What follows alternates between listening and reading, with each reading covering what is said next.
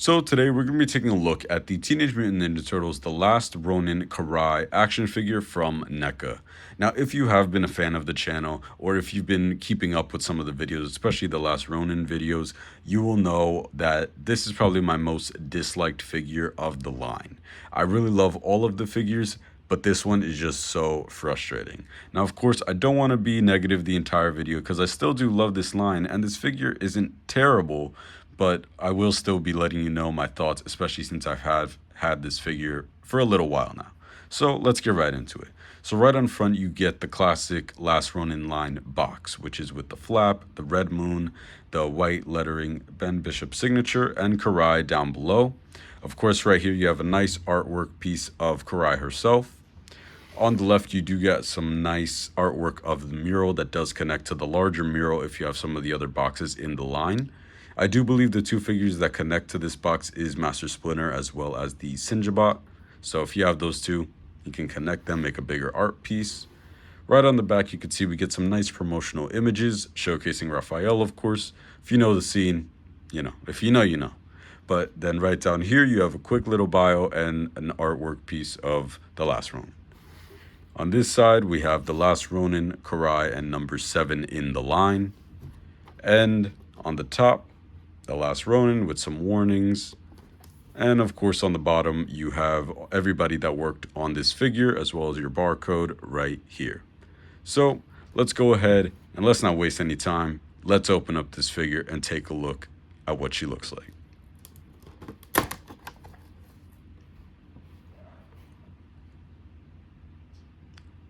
I don't want to be negative, but I have to say, when I first opened this figure, of course, when I first opened this figure, I was like, oh my God, this is so cool.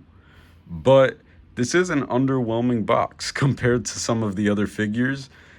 I really hate being negative about this figure because I love this line, but you have to admit that I kind of feel like she could have used some more accessories. Like when you look at like a Last Ronin, like the Last Ronin figure box, and he just has like all the weapons, all the accessories, and this one just has like this. It's like, I wish it would have had a little bit more. But let's still take a look at everything else. Right here, you get a really nice promotional image. I actually really like this image and kind of how they have like a sunset going by it. That's really nice in my opinion. I just really like how this all looks. And this actual post, I do believe, is directly from the comic. Correct me if I'm wrong, but I do think it is. So that's really nice. And then, of course, you have everything here. Like I said, wish there were some more accessories, but let's get right into it. Let's open her up and let's take a look at the figure itself. Real quick, before we go ahead and fully take the figure out of the packaging, I just want to show you how she looks immediately out of the box. This figure does also have plastic ties, as many of the other figures from NECA do. And as a figure collector, if you're a figure collector, you'll know that is probably your biggest nightmare. But that's how they packaged it. So let's get right into it. Let's take her out. Let's take a look at her.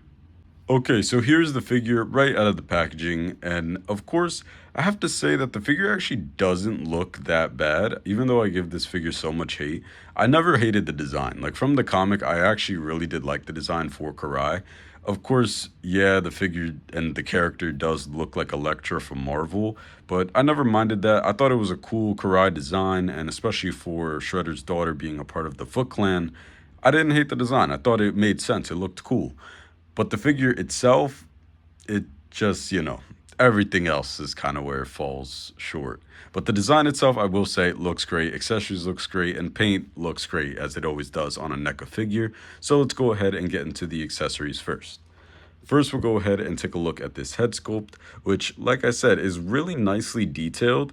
It's a shouting face for her, which actually is really cool, and I really like that this is directly pulled from the comic, so you could recreate some like comic panels with this. So it's a nice sculpt, very nicely detailed. I love the paint, and I kind of do really like how the hair kind of has more motion to it rather than it kind of just being flat.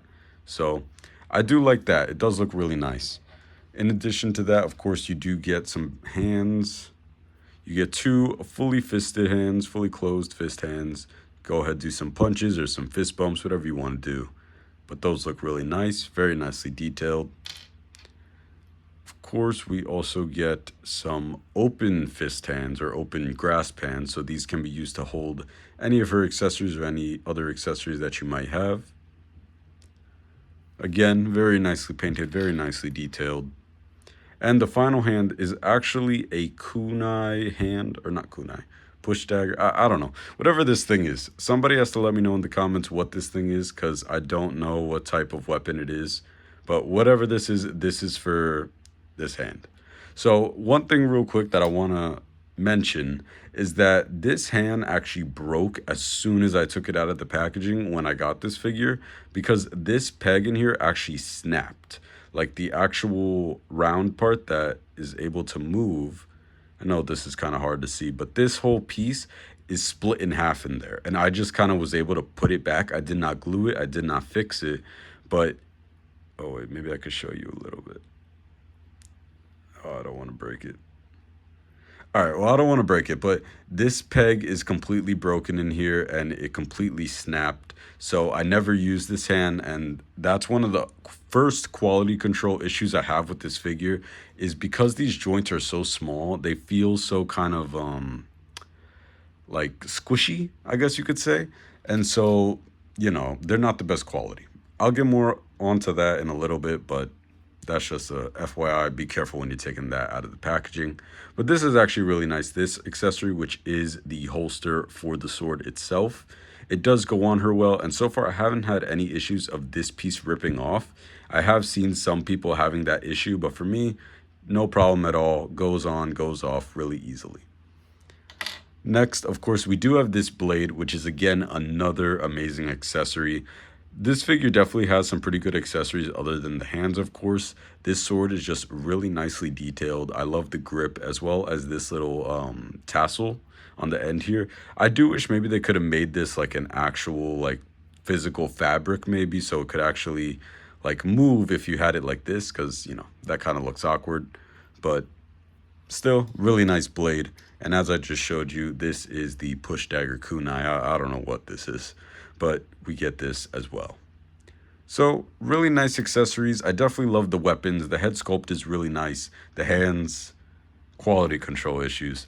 But let's get into this figure and let's talk more about the deeper issues with this. So immediately, as I said before, I don't hate the design. I actually really do like it. Is this the best Karai ever? No. I grew up with the 2012 series, and that's probably my favorite.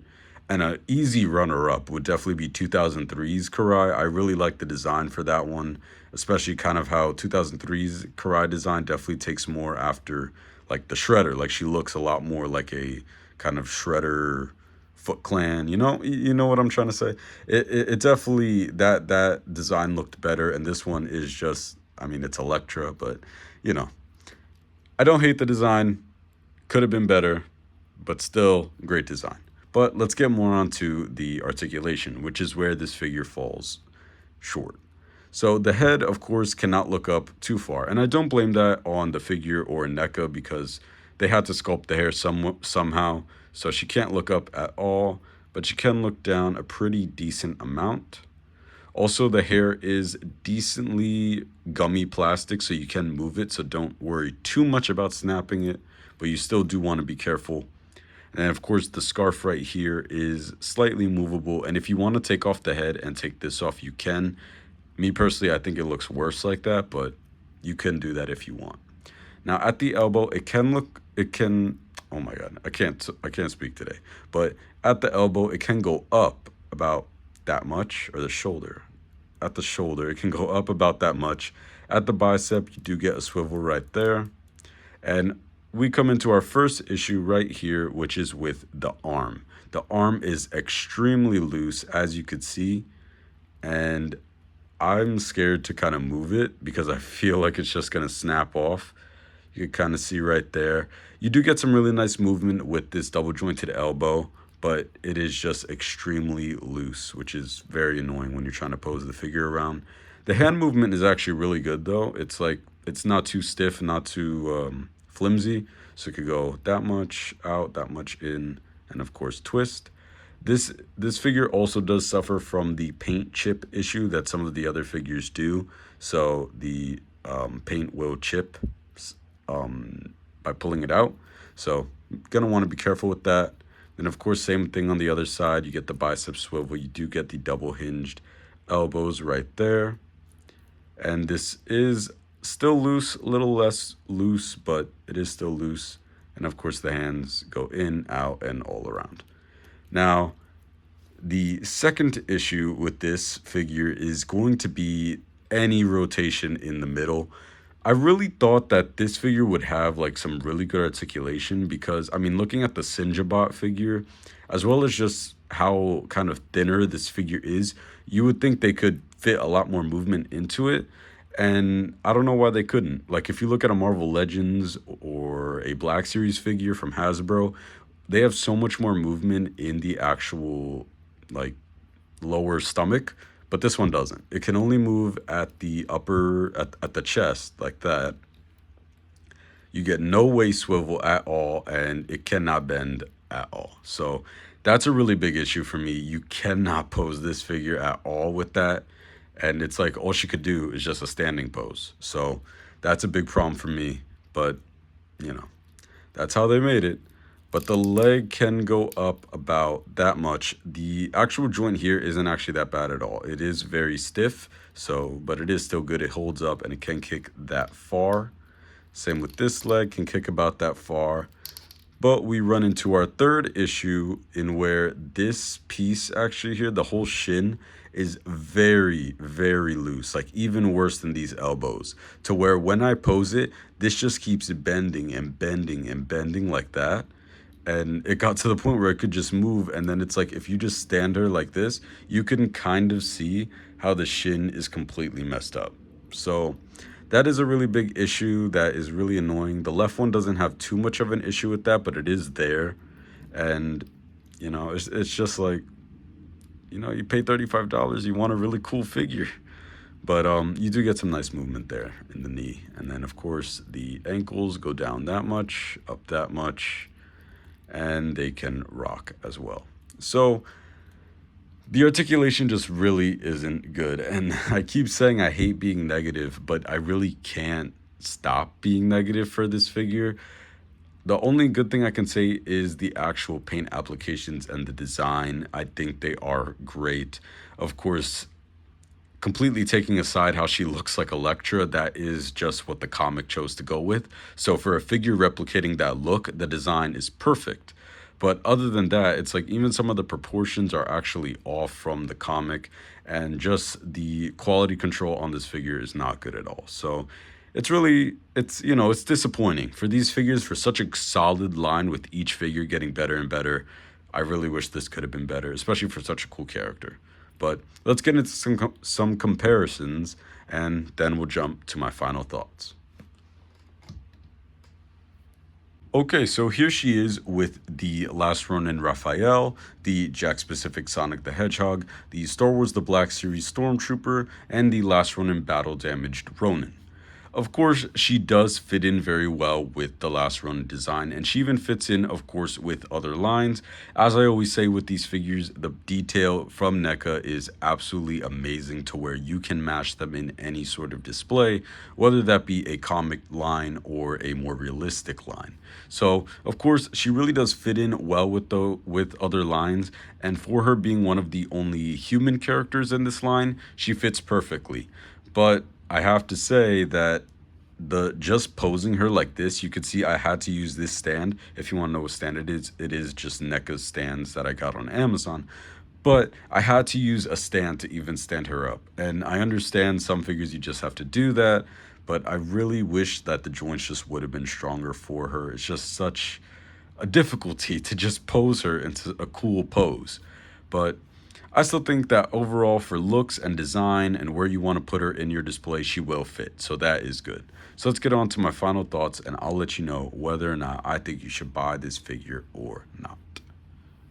So what do I think about the Teenage Mutant Ninja Turtles The Last Ronin Karai action figure? This is a really nicely designed figure, and regardless of your idea, your opinion on the Karai design for The Last Ronin, I definitely think NECA did a great job from taking the source material and completely copying the figure. The paint does look very well, and of course the comic detailing is amazing, as it always is with these figures. but the quality control on this figure is just really, really bad. It really brings down this figure, and it's very disappointing. Like I said, these figures from this line have been amazing, everyone getting better and better, but this one just really does fall short. I don't know why this one just isn't that good. One theory that I might have is that NECA isn't maybe used to these like more skinnier characters with these thinner joints, but I don't know. Whatever it is, I still do love the line. I still am going to display this figure, of course, because it is a key moment from the story. But other than that reason specifically, actually, if you aren't a collector, if you aren't collecting like the entire line, I'd pass on this figure. It just isn't made that well, and the quality control is really bad. And I'm lucky that this figure, like, I'm not even over exaggerating. I'm lucky that my copy hasn't even really been damaged yet. I have seen videos where people have their figure and it, like, completely snapped in half or other issues. So, you know, it's really if you want to collect this whole line and if you have no other like reason to get this, I definitely would pass on it. But thank you for watching. Of course, let me know if you guys have this figure. Really let me know what you guys think of it because I'm very interested. And I'll see you next time.